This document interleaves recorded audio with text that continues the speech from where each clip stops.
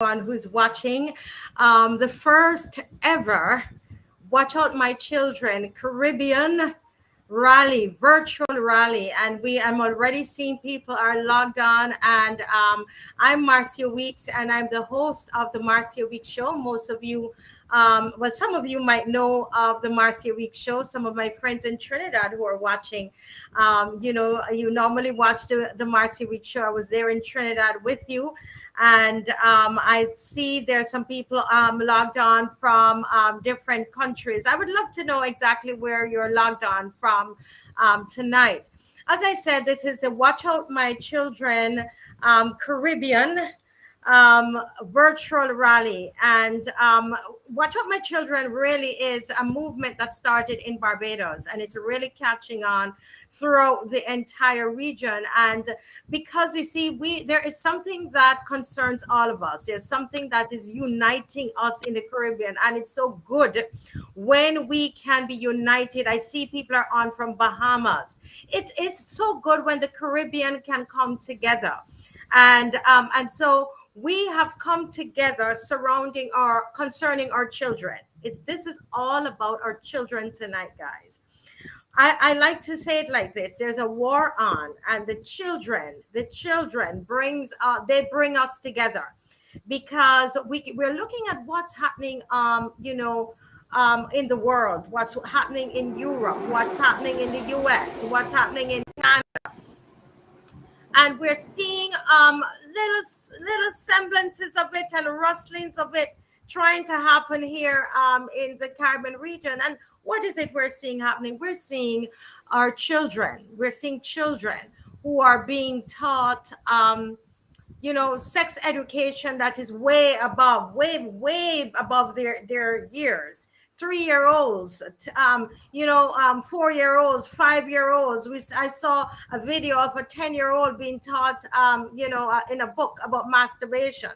I read a little book this morning called I think it's called My Teddy Bear, where there is a teddy bear that has transitioned from a boy to a girl.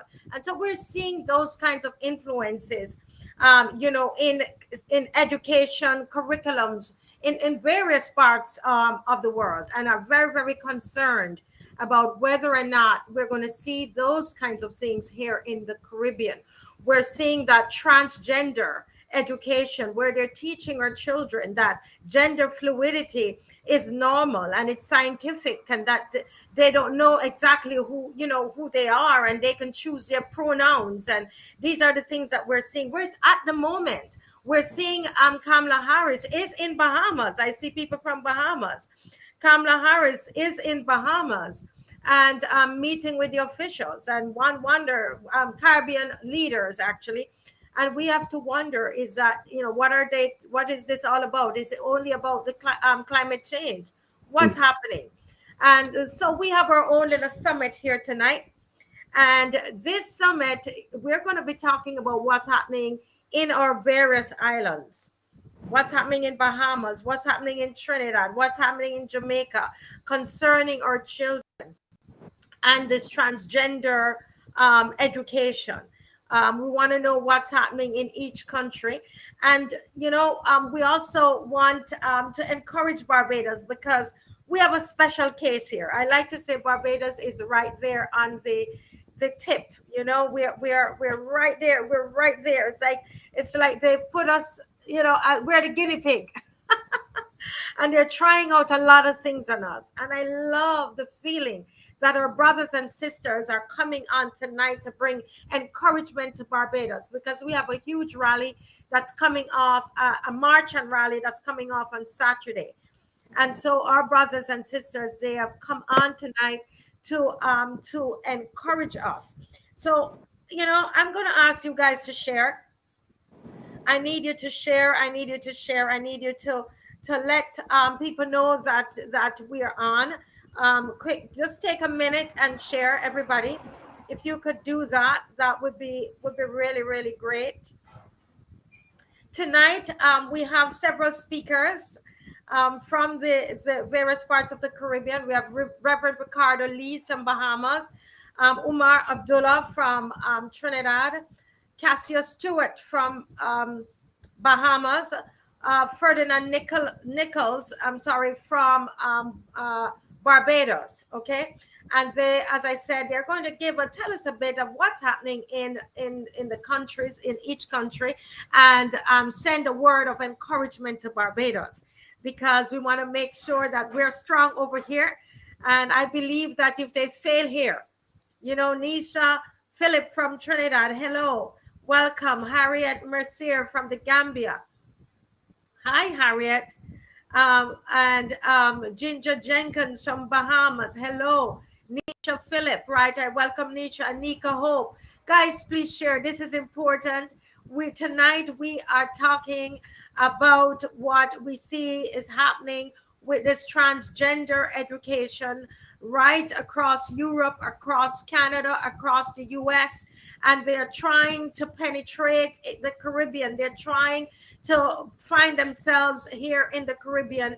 And we have come together tonight to talk about what is happening in our different islands and to provide support for Barbados, that for some reason they have chosen Barbados as a guinea pig. All right, so tonight I have with me Reverend Ricardo Lees, and I know he's somewhere, is in the green room, he's right there. And I just want to read a little bit about this powerful man of God before me. He's a preacher.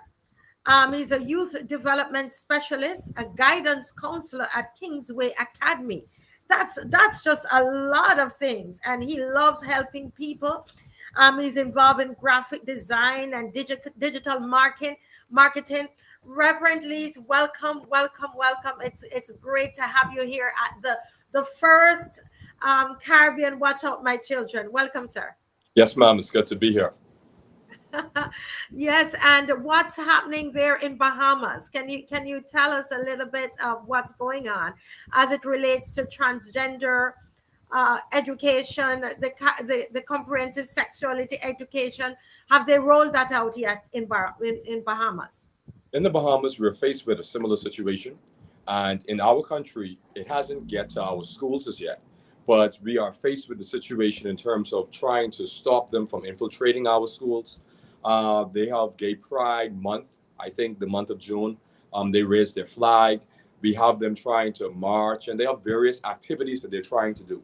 And so in our country, we have those folks who are trying to rally up. We're trying to represent God in our country, because as we look around the world, we have a lot of people, they have done away with God. We look in America, they took prayer out of schools, they took the Bible out of schools, and we're trying to make God relevant in our country once again.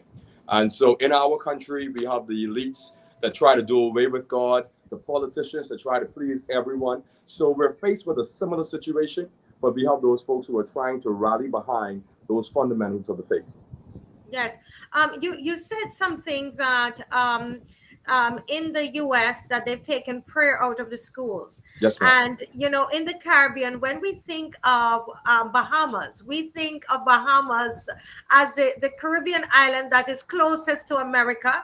Yes, ma'am. And that not just proximity, but also in terms of culture and way of life and so on. Do you have prayer in your school in the Bahamas? Yes, ma'am. We do have prayer in the schools. They haven't taken prayer and the Bible out of schools. We have the opportunity to pray. We have an opportunity to recognize God, because we do espouse the Christian values. We do believe that we are a Christian nation. Now, there are those inside our country that try to make the Bible irrelevant. There are those in the news media, and they try to do away with Christian principles. And that bothers me strongly. But at the same time, we have those preachers, we have those pastors, we have those churches, we have men like Cassius Stuart and other men, especially my church here at Liberty Baptist Church. We try our best to represent God in our communities, in the schools, and in various places. Mm-hmm. And I know that Kamala Harris is there right now in the Bahamas. I'm curious to know what's the climate on the ground, especially for those who are concerned about the transgender education being brought to the school curriculum in the Caribbean. And I mean, they're meeting in Bahamas. What's happening among those people who are concerned about that kind of thing? Those people who are concerned, I know Cassius Stuart, he has a rally that is coming up on June 24th. and we have a lot of folks behind him in terms of the organization that he started. I just recently joined it with Miss Jenkins, and we're trying our best to represent those principles, those godly principles. And we understand there are only two genders. We understand that they're trying to change a lot of things, but there are folks who hold firm to that there's one man, one woman, male and female. There's no cis man. There's none of those things. We have those who believe in godly principles. And mind you, we don't shun those folks who are affected by the homosexual agenda. And because we understand God is a God of love, but he's also a God of order, and he's a God of principles. And so we understand those things. And so we do welcome them if they need help. But at the same time, we will stand up against that stuff because we don't want our children consuming that information because it would affect their minds. Yes, and you're saying there been any attempts in Bahamas to introduce that to any schools, whether private or public? We haven't heard it on the media. Now, I'm pretty sure they're probably trying to get it in our public schools, but we haven't heard it as concrete information. Yes. Okay. Okay, but you're preparing. What I love about you is and you guys are so strong. We get a lot of energy and strength when we hear Cassius. You know, people are like, yes, somebody else in the Caribbean, and that's why a lot of people wanted to come on to hear him, because I'm telling you, it builds up people, you know, and it encourages us, because we are here and we're seeing, you know, I'm sure you'd have heard about the questionnaire that was presented to our children here in Barbados back in October, that we're asking them about their gender and about which, you know, what gender they prefer, you know, what gender they prefer and they're most comfortable with, and all these kinds of things. And this happened in Barbados and Belize, based on my research. So you are hearing this. When you hear of this happening in Barbados, what goes through your mind? It's a sad situation. I'll be honest with you, Ms. Weekes. It is a sad situation, because who would have ever thought we've reached to the place where we're trying to teach children that they can choose something outside of their gender that God has designed them to be. And it's a plan of the enemy. It's a plan of the devil. And the devil wants to consume, and he wants to infiltrate and destroy our young people, because they're the next future wives, the future husbands. They're the next future leaders of our country. And I honestly believe that we need to grab a hold of them. And we need not only just pray over them, but we need to teach them what are the fundamentals. Mm-hmm. Yeah. You know, I want to ask you, what would you say? What if you are here in Barbados with us right now, and to the Barbadians who are watching? I see, if you're watching from Barbados, let me see, guys, who are those watching from Barbados? If you're watching from Barbados, come on, let me see your flag. I see the Bahamas flag. Yes, ma'am. You mentioned a Miss Jenkins. I see a Jenkins here. Are you Ginger Jenkins from Yes, the Bahamas? absolutely. Protect the Children organization. Wow, guys, I'm so proud of you that you're going ahead and you're starting. Don't be like us, and we're trying to now, you know, get something going, and it's up on us. So that's good. I'm seeing, wave the flag now, we're Bajan people. Yes, Ansel Ismail from Barbados. I see that broken trident there. Where the broken trident? Where my Bajan people? I'm not seeing. Yes. Mr. Lees, what would you say?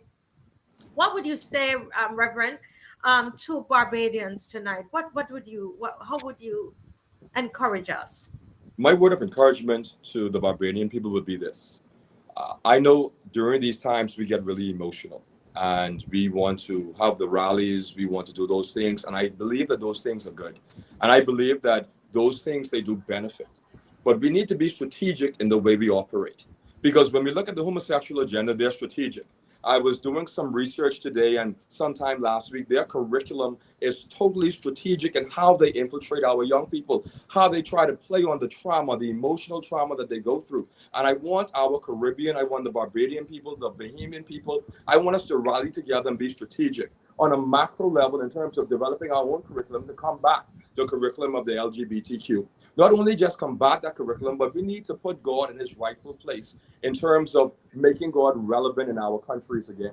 Because if we try to believe that we can build a country without God, we're going to be in problems. We're going to be in serious problems because our countries, we need God. Not only do we need prayer, we need the Bible, but we need God to be on our side in everything that we do. We cannot build our countries without God. The Bible also teaches us that we should make no place for the devil. And I believe we've made place and we've made room for the devil in our countries. And now he has set up shop, and now we have to remove him, and now we have to kick him out. So to my Barbadian people, put God in his rightful place. Be strategic about what you're doing and make sure get the job done, because the future of our countries is basically in the hands of our young people. And if we'll get a hold of them, it's going to be in problem. Yes, and thank you so much, and we received that encouragement. I want you to tell us what is happening on the 24th in the Bahamas, and what's the focus of it. The focus on the 24th, it's our children. It's the future of the Bahamas, and our focus is to rally up those Bahamian people who believe in godly principles, who not just only believe in godly principles, but those people who want to take a stand and understand that there's male and female. There's no cis male, there's no cis female. There are only two genders. The Bible says in the beginning, God created them male and female. We also want to encourage our Bahamian people not to allow the government, if the government decides to bring that inclusive curriculum in, we don't want the government to be able to have a foothold and teach our young people that. We want the government to be able to see that there are Bahamian people who take a stand against those things. And yes, if they want to do those things privately in their own personal time, they can go ahead and they can do that. But publicly, we're going to take a stand. And that rally that we have on June 24th is to take a stand against those things that they're trying to promote, because it's of the devil. We don't want the devil to consume our children. We don't want the devil to grab a hold of our children. We're faced with so many things socially, emotionally. We have TikTok grabbing a hold of their attention. And to add to it, we want to indoctrinate our children, confusing their minds about their gender and God's design. We don't want that, so we're going to take a stand. We're going to take a stand for righteousness, because God wants the people to take a stand for righteousness. And that's our goal in that rally on June 24th. Wonderful, wonderful. And before you go, is there anything else you want to say to the Caribbean? What's your word to your final word to the Caribbean? My final word to the Caribbean would be this. In the book of Judges, it says this: there rose a generation who knew not God. Here is why. The Bible says that the fathers failed to teach the children the works and the wonders of God. It is our duty in this generation to teach the upcoming generation about God. Now, there are many people out there who deem God to be irrelevant, that the Bible isn't relevant. We understand that that's not true, because we cannot enslave a Bible reading people. Because when the people are able to read God's word, we're able to understand what God wants. We're able to understand God's design. And to the Caribbean, let's place God where he needs to be, in his rightful place as the preeminent focus of our lives. Thank you so much, Reverend Lees, and I hope you will stick around. We're going to bring everybody back on at the end, and in case we have any questions, and just to have a little discussion among ourselves. So I just want to thank you so much for being on with us, Reverend Lees, and we are cheering on Bahamas on the 24th. And I know you guys are keeping us in your prayers here in Barbados. Thank you so much. We feel the love. Thank you, Reverend Lees. Next up, we have Dr. Wayne West. Dr. Wayne West is a medical doctor, retired consultant, radiologist at the University Hospital of the West Indies in Mona campus. He's a retired senior lecturer in the Faculty of Medical Sciences, UWI Mona, peer-reviewed publications in the Caribbean and international journals, former head of the Department of Radiology and supervisor of the DM postgraduate program in radiology at UHWI and UWI. He's a former president of the Jamaica Association of Radiologists, presently chairman of the Jamaica Coalition for a Healthy Society, an NGO that advocates for Judeo-Christian worldview for law and public policy in Jamaica. Listen, this man, I know him from so many, many years. He's married to Doreen. I know his wife for 41 years, 3 children. I know the children. I don't know the grandchildren. He teaches in his church. He's president of Caribbean Cause. This is an NGO with members from 50 Caribbean territories that seeks to mobilize the church for defense and Judeo-Christian worldview for law and public policy throughout the Caribbean. Listen, this man is a chairman of the Issachar Foundation, organizes lectures to review laws and public policies from the Judeo-Christian worldview. This is the man that we really want to have on this program this evening, because he's totally Caribbean in all of his endeavors, all that he's involved in. So we're very, very happy to have him, and I'm looking forward to his contributions. So Dr. West, welcome to Watch Out My Children, Caribbean. Thank you very much for having me. And just in case people who are listening are confused, I am a Trinidadian. I'm from Trinidad and Tobago, but I've lived most of my life in Jamaica, but I still have my Trinidad and Tobago accent. So if you say Jamaica, but you're here in a Trini, I'm a Trini to the bone, but I've lived in Jamaica most of my life. Your wife, Doreen, is Jamaica? She's Jamaican, yeah. Okay, I see. And I you know what? I keep forgetting that you are Trini. And I know that the Trinis, yes, they're all happy. I see them in the comment section. Yeah. Guys, well, like I say, I've lived in Jamaica most of my life, almost from the time I was a teenager. But I entered medical school as a teenager. And I just went back to Trinidad briefly and then came back to Jamaica. Wonderful, wonderful. Yeah. You know, Dr. West, I've watched your work over the years in, just social issues. I've seen yourself and your wife. You know, your wife. She's a medical doctor, a lawyer. She's a medical doctor as well. She's a specialist in hematology, which is blood diseases. I'm a radiologist by specialty. Yes, and I've seen your fight in the region and in Jamaica, abortion and all those various issues.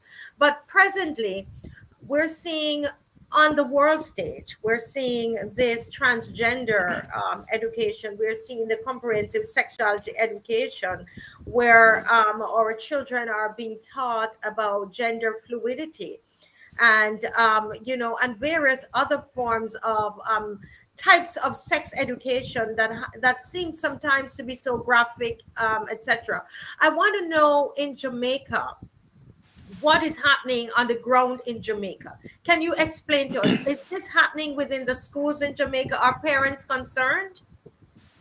There are attempts, and there have been attempts for a very long time. Like in 2012, there was an attempt to bring in what's called comprehensive sexuality education, which shows all those graphic things to the young children, because it's really trying to make them nihilistic, meaning that they must be free to do anything, and anarchists. They don't have to answer to anybody but themselves, because there is no God, as your previous guest was saying.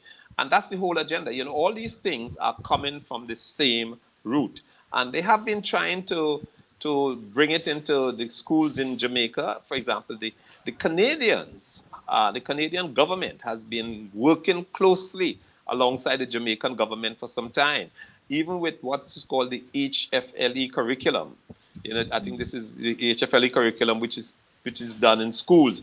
And our group, the Jamaica Coalition for Healthy Society, and some other groups, we got wind of efforts to introduce that material into the school curriculum. So we immediately intervened, and the government, I tend to find that in Jamaica, the governments are quite willing to have Christians participate in their endeavors, but you got to show up. And we got in there, and we were able to make a lot of changes to the curriculum. Like I said, Canadians were in there working on the curriculum, and you know, Canada is a very secular and liberal country. So we were able to make a lot of very significant changes there, but they continue. The question here that you were concerned about in Barbados, We had a similar question here out here. We can't get the full detail of it, but they did ask some peculiar questions. So the fact of the matter is, this agenda, these various secular agenda have the same root, and they are funded by people with a lot of money. And they fund universities, they fund judiciaries. I don't know if they funded like George Soros, who is a he funds judges in the European Union. Okay, and they fund, like, they will create in a university a queer studies department. They will fund that. They will fund a professorship in the queer studies. But what they're really doing is what's called laundering ideas. In other words, they have an idea and you want to give that idea a veneer of intellectualism. So they have the money. You see, just as how Elon Musk was able to buy Twitter because he had the money, they have the money to go into universities and buy a department or put money into a department. Let's say, call it the queer department, gender studies, and then they will create a post of a professorship in that department, for example. And then when that department does research, quotation, because people have studied these things, some of that research is not really good research, but it has been rinsed through the university. So it's a statement being made by an academic that says transgenderism is normal. And because we appreciate the value of universities and the intellectual capacities and the work that universities do, we say, well, if the university says so, it must be so. But it's not true. It's a way of lying, a way of misrepresenting, a way of making ideas that are really ridiculous look academically successful. And it's being done all over the world because these people have money to do this kind of thing. And so we must understand that what we are fighting is a very well organized, very highly funded. These people are billionaires. Like I can think of one, George Soros is one, John Stryker is another. And they are funding the United Nations to do various things and so on. So you have a literal Goliath that is corrupting institutions that we would normally look towards to say, well, guide us because you are the academic expert and so and so. But no, these things are corrupted by money to produce a particular effect, and then that is filtered through the society as law, as certain legal judgments, or as teachings coming out of the academy and so on. So it's not going to go away. But I tell you what, St. Paul said, the weapons of our warfare are not of this world. They're not carnal. And in fact, our weapon is simply truth. Okay? Our weapon is truth. So, for example, many people don't know that in 1973, somewhere around that, the gay rights movement decided to put political pressure on the American Psychiatric Association to picket their meetings, break up the meetings, and there was a coordinated effort of homosexuals outside of the American Psychiatric Association and within the Psychiatric Association to remove homosexuality from the list of disorders, of psychiatric disorders. And they achieved that using a vote. Okay, so there's no scientific thing that says homosexuality is normal. No, it was a vote because of political pressure. And a similar thing is happening. The UWI started its recent gender policy. Well, that is to be expected. Why? Because the UWI gets funding from George Soros. I'm not saying that he's their major funder, but they do get funding from George Soros, who is a billionaire and who has an organization called the Open Society Foundation. And he has a whole bunch of universities that are part of his network. And the University of the West Indies is one. And in fact, George Soros funded the law department, the faculty of law of the University of the West Indies, to do a case to remove the buggery law in Belize. The faculty of law did that using an organization called URAP, okay, which is called the University Rights Advocacy Project. But that was funded by George Soros. So when you see the University of the West Indies now with its gender policy, that is to be expected because the UWI is one of George Soros's universities, as it were. They belong to the Open Society University Network organization. And they're going to do what Soros wants. So we must understand that, and we must let our people know that. And if we put pressure on the politicians, they are being funded and being put to respond to the people. It is the people who vote them in. So once we understand that, we must share it far and wide. Yes. I'm sitting here. I have learned so much just to listen to you. Reverend Lees, just inspired us. And then you came, you took the baton and you're educating, you're going a little deeper. And I figured that's how it's going to go on for the whole night. So you are saying that, I didn't know this, that the university is partly funded by George Soros, and that they were instrumental in the Buggery law being removed in Belize.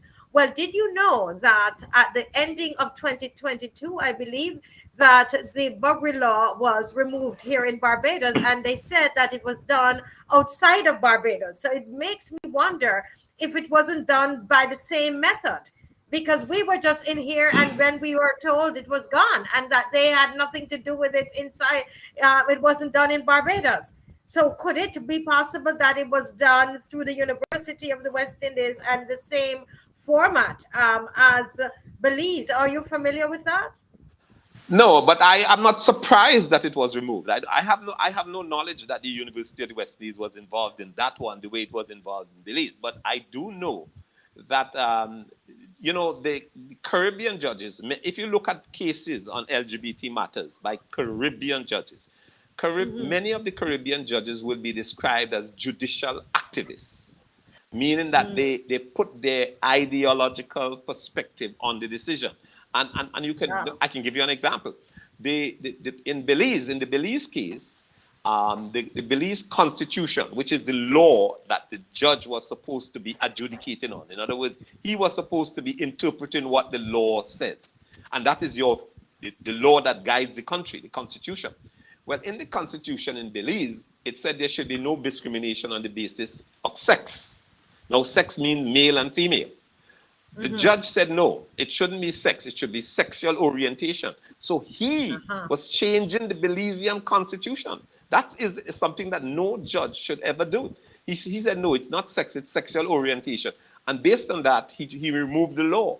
So the appeal court in Belize said he should not have done that at all. They agreed that he was wrong to do so, but they upheld his decision. Now, it's interesting that the decision in Belize was never taken to the Privy Council. I have a feeling that if it were taken to the Privy Council, it would have been overturned. Because whilst most Caribbean judges, I'm not saying all of them, but if you look at the pattern of their rulings on LGBT matters, most Caribbean judges are activists. They put their ideology on it, and they are going to remove the law. So for any case I heard in Barbados, I could automatically say the judge is going to remove that law, because Caribbean judges tend to be activists that way. And so, but if you look at the cases in Cayman and Bermuda, now these are cases that went to the Privy Council after Caribbean judges ruled in favor of LGBT. And the Privy Council overturned those cases because the Privy Council holds to the law that is before them. The Privy Council shows judicial restraint. Now, the Privy Council is in Britain, so they are all pro-LGBT in their ideology. But when they are making their rulings, they confine themselves to the law that is there. So I am not surprised that a judge in Barbados removed the Buggery law. That is more than likely, almost certainly judicial activism. I expect that from a Caribbean judge. However, if those cases, like I say, in Bermuda, I'll give you a classic example. In the Cayman Islands, the Chief Justice in the Cayman Islands, the Constitution in the Cayman Islands said marriage is between a man and a woman. That's what the Constitution said. There was the people in the Cayman Islands made a law based on the Constitution to affirm that same-sex marriage is not allowed in the Cayman Islands. But a Caribbean judge, he said, no, you must have same-sex marriage. No surprise there. Typical. Mm. I'm not saying all Caribbean judges are like this, but I'm saying the typical judge That's ruling what on they these do. matters But is like Reverend that. West, Dr. West, let me ask you a question. I'm listening to you, and I'm saying you're from Jamaica, and you're saying that they attempted it in Jamaica, and they're trying to come in because the Canadians are there again. My understanding is that they've given a big grant to the education in Jamaica. So what is the hope? Is there really any hope for us in the Caribbean? Do you think that we are going to be able to sidestep this thing or push it off? What does it make sense to even try? What are your thoughts? Absolutely. Let me tell you, our defense is truth. Let me just go back to the case in Cayman. So the Caribbean judge typically will know that they're going to do, yes, you have the right to same-sex marriage. Okay. Well, the Court of Appeal actually in the Cayman Islands said that's wrong. There's no right to same-sex marriage. So there are some judges who would uphold. I'm not saying all, but the majority. And the people went to the Privy Council, and the Privy Council said there's no right to same-sex marriage because the Constitution said so. So all we need to do is to speak the truth. And if you will find that the University of the West Indies, many of our judges and some of our politicians and all these people will be on that side of the issue. But the truth is, we can push this back. And let me tell you why we will push it back. Take, for example, the Church of England, the Archbishop of Canterbury. He didn't know whether same-sex behavior was a sin. So the Anglican Church, about 2 months ago, removed him as they no longer recognize him as the head of the Anglican Church. What we are saying is that we must stand for truth. And if we stand for truth, we simply take those people who don't know, the people who don't know what a woman is. That's not true. That's a lie. So you have to organize yourself to put them aside. And the fact of the matter, just like in the Anglican Church, 85% of Anglicans know what a woman is. So if the Archbishop of Canterbury doesn't know, they chuck him aside. So he's no longer recognized as the head of the Anglican Church. And so when it's like this, there's a whole corruption of institution and people. The American Medical Association is claiming now that they don't know when a child is born, if it's a boy or a girl. Well, Christ said, I am the way, the truth, and the life. We don't have to work with that. It's a lie. When the baby is born, it is a boy. So what we say, we no longer recognize the authority of the American Medical Association, because that's what they are trying to do. They are trying to have our experts and authorities lie. And people are reluctant to say this is a lie because the authority said it's true. But even if the American Medical Association say when a child is born and they have male genitalia, it's not a boy. We, the people of the truth, must say we reject that. We will have no part in it. And you are no longer will be recognized an authority in this matter. Clean up your act and come back. And so basically you're saying the people have the power to remove people in authority that are not abiding by truth. If you're not speaking truth, that's a weapon that we have. We have a vote, we have our voices, we can organize ourselves, etc. And that led me into the question I was going to ask you about, what do we do? But Dr. West, I don't want you to leave. I want you to come back on, please. I'm going to talk to Umar Abdullah, but I want you to come back on because this has just been a wealth of information. Thank you so much. And just please stick around. Thank you.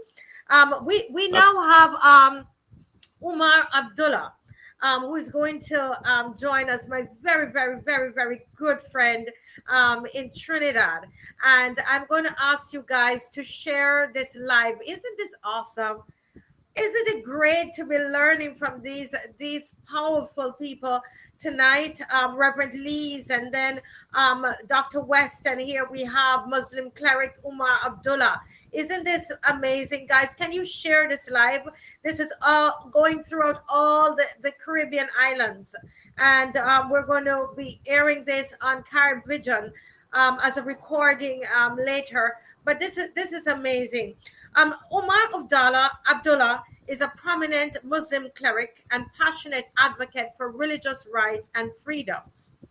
As a founder and leader of the First Wave movement, he has dedicated his life to actively supporting and defending civil and human rights. Umar's organization firmly opposes any form of political, economic, and social repression, working tirelessly to ensure that individuals are granted the freedom and equality they deserve. With a deep concern for the well-being of others, Umar also advocates for patients' rights and access to proper medical care, recognizing the importance of health care and nutrition. He tirelessly works towards promoting food security and sustainability. Umar Abdullah currently holds several key positions, including being the head of the Islamic Front.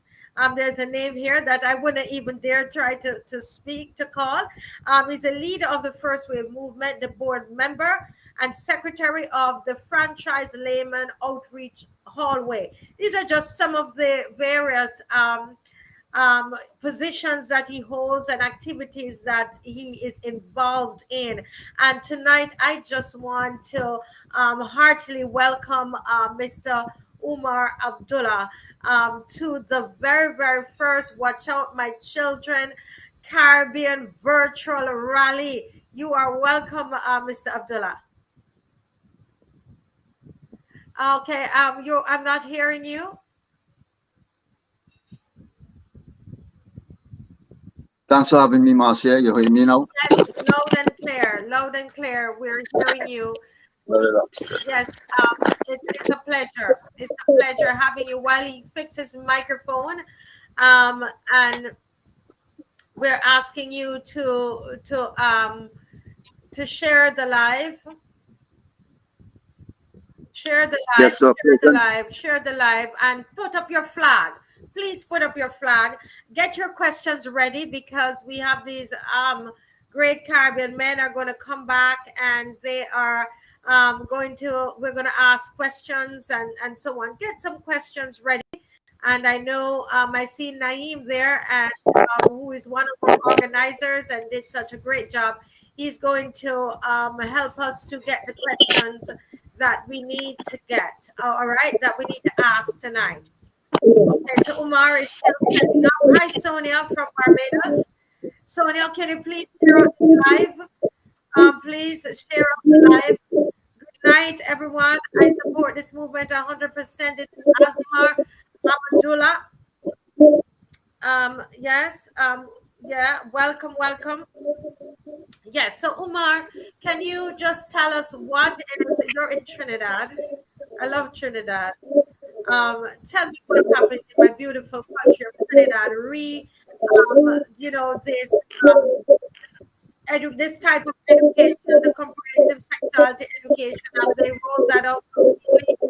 Do we have elements of it? Do they have gender fluidity education? What's happening in Trinidad?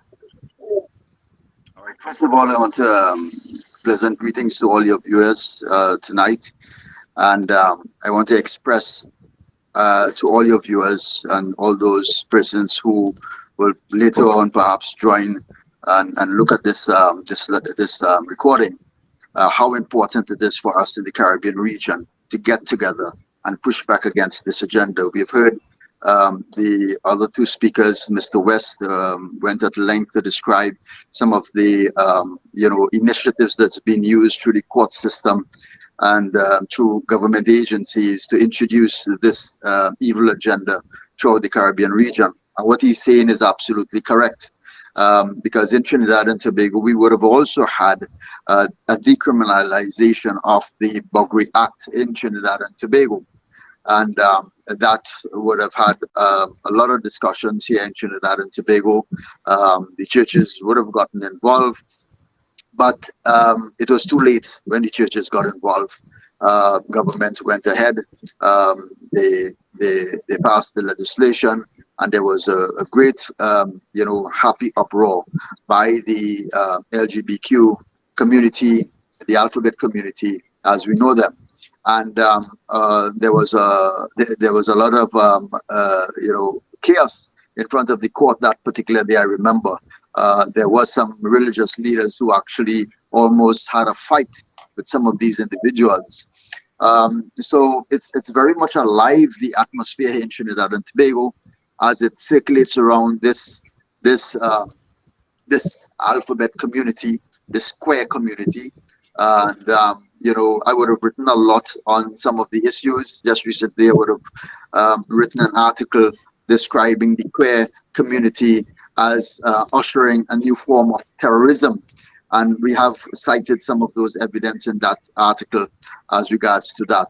However, just recently, a couple days ago, we would have been a part of a meeting that was held between the National PTA, which is the National Parent Teachers Association, and the Teachers Union. And they were discussing the idea of inclusivity in the schools and getting teachers to accept training and accept guidelines along this issue. But the inclusivity that they're talking about was actually children who has disabilities. But that is not the real meaning of the word inclusivity in the document which has been circulated already throughout the education system here in Trinidad and Tobago. It's a manual, the child-friendly school manual that has been distributed, and in that manual there's mention of that word inclusivity over 400 times. It's a 244-page document. And psychologically, from a psychological point of view, you can understand why there was so much repetition of that word in that document, because it's as though they want to hypnotize you with this new concept of what they term as inclusive. All right. Now, the Minister of Education would, in the earlies, when she spoke about this inclusivity, she would have mentioned the disabled children and how they wanted to make these schools all inclusive, and she spoke specifically about the disabled children. But then, as though somebody would have spoken to her about it, or the error that she would have made, the error that she would have made, and she came back around the second time, and she clarified when she said exclusivity what she meant, and she alluded right to some of the issues that we are speaking about today, which is gender dysphoria and all these things and what have you. And I would have asked a specific question in that meeting whether gender dysphoria is going to be one of the disabilities that is going to be considered in this whole scenario.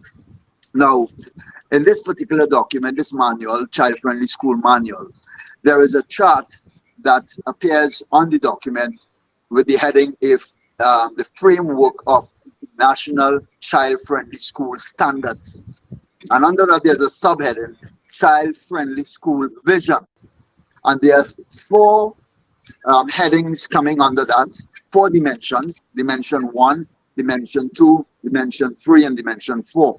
Under Dimension 1, and I'm going to read carefully, there are 3 items under Dimension 1. And I'm going to read carefully for you all so that you all would understand the gravity of what it is we are looking at here. Now, mind you, this has already been circulated in Trinidad. Teachers have already been part of workshops and discussions and meetings regarding this inclusivity. All right. Number 1, safeguard children's equal rights. Okay. Number 2, and I want you all to read between the lines. And I want, after I'm reading this, if you all could see or pinpoint where in those 3 points they're talking about disabled children. Number 2, show respect for differences and diversity. Number 3, create gender equality in teaching and learning environments. Now we know where we're going with that, and I don't have to go down no path to explain that language with that English I just read. I don't have to do it. Everybody in this life, they have sense, and they can read between the lines and understand that there's nothing in there that spoke about or speaks to the disabled child. Nothing about it, right? So here is where we are. Now, we've had many other discussions taking place, like for instance, just recently as well, there was, which we were told of, there was another meeting that was held with the police service here in this country, um, advising police officers to use pronouns when addressing persons when they come to the police station. So that training has already started in our police service. And how I know that, because a police officer who is very Christian based called me and was very upset about it. And she spoke to me about it because she knew that the work that we were doing and so on, and the issues that we were highlighting and what have you. And she told me, this is actually what was said to them. And I told her, I said, I want a day to come when I'm going to go into a police station and for they to address me by my pronoun. They're going to have to lock me up in that police station that day. They're going to have to do it. Because these things, if we allow ourselves to be drafted into these situations, and parents more importantly, because, you know, we had two strong Christian fellows that went before me, and they alluded to the good book, the Bible. I want to also allude to some passages in the Quran and some of the sayings of the Prophet Muhammad Sallallahu Alaihi Wasallam. And I want, and the Christians would agree with me when I say this, all of us know the story of Lot, Prophet Lot. All right, we accept him and we know him as a prophet. The Christians know the story about Prophet Lot and his wife. His wife was turned to a pillar of salt. We know the scenario surrounding that. We know why that town was destroyed, why that city was destroyed. It was destroyed because of the sexual orientation, as the judge would have misinterpreted the text. You understand? And said it's sexual orientation. Well, it's because of sexual orientation that that city and that town was destroyed. And I want to further state that if we were to look back into the history and look at the reasons why towns and cities were destroyed by Almighty God, it was because of moral decadence. It was because of the moral decadence in that society, in that community. It was never because of the technological advancement that was made in those communities. Never it was about technological advancement, as we see in the world today, where we have huge amounts of technological advancements in many countries. Some countries further than us. All right, we are now trying to play catch up and so on with some of the technology. All right, but those communities was never destroyed for that. They were destroyed because of the decay, the moral fabric of those communities. And this is what we're seeing happening here in Trinidad and Tobago and throughout the Caribbean region. And we have to stand up as one community and say no to this. And I want to make another point. When the wife of Lut, as we call him in Islam, or Lot, as the Christians would know him better, looked back and she was turned into the pillar of salt. She was not turned to the pillar of salt because she was a homosexual or she was a lesbian. No. She was not turned into a pillar of salt because of that. She turned into a pillar of salt because of her wavering, her confusion, and the confused state that she was in. Right? And this is how the devil is getting the parents to accept this foolishness in the schools and still allow their children to be participating in some of these programs. And is looking at it as nothing wrong with it. Right? We would have had recently in one of our schools where a document was distributed and parents invited to a meeting to discuss different levels of discipline that they could use in the home to discipline their children. And there were 3 different types of discipline they were talking about, right? An extreme type of discipline, a middle course, and of course, a type of discipline the parents normally would say, well, it's okay, that's all right, and so on and so forth. They alluded to that the parents must adopt the middle path. What's the middle path? If a child decides that they want to become a male and they are female, the children has to understand the child and has to accept what the child is feeling and what the child is thinking. And that parent is expected to work with that child to manage that feeling that that child is having and perhaps help that child along the path, etc., etc. This is what is being taught. This is what is being encouraged of the parents in Trinidad and Tobago. There was another issue that took place in one of our schools where a teacher would have sent out a message in a WhatsApp group telling the parents, and this is a primary school. This is not a one of those colleges. Was asked. I was asking the parents in the group that the children, some of the girl children, are developing. All right, when you're talking about 8-year-olds, 10-year-olds, and so on, they're developing and they're asking questions. And she's asking permission from the parents to discuss that development with those children. And if the parents would be in agreement, immediately, because the brother would have shown me the chat, and immediately there was a number of parents that said, no problem, okay, that's fine with me, etc., etc. Listen to the question I'm asking. So the teacher is discussing this issue with those girls. So let's say there's one of the girls in the classroom that decide, well, miss, I find there's too much in it. See, me, I can't go through that. I don't feel I want to be a girl no more. I feel I should be a boy. How is that teacher equipped to discuss or carry on that discussion after that? Or is it because that the teacher was already coached into that to discuss those issues with the children if it does come up? Is this another ploy to have these discussions into the school? And they're doing this without the presence of the parents, right? I had the dissatisfaction in dealing with my granddaughter's school just a couple of days ago, where they had issued a consent form and sent out to the parents to sign. And the event was an excursion or an educational field trip. It was quoted to be on the form. And they were taking the children to San Fernando Hill, which is one of those tourist sites here in Trinidad and Tobago, sort of an educational site. If you visit, there are a number of things that you can learn. And after that, they were taking the children to Cinema 8 in Movie Town in South Park in San Fernando to look at a movie. Now, I only learned about this over a conversation that my wife would have been having with my daughter.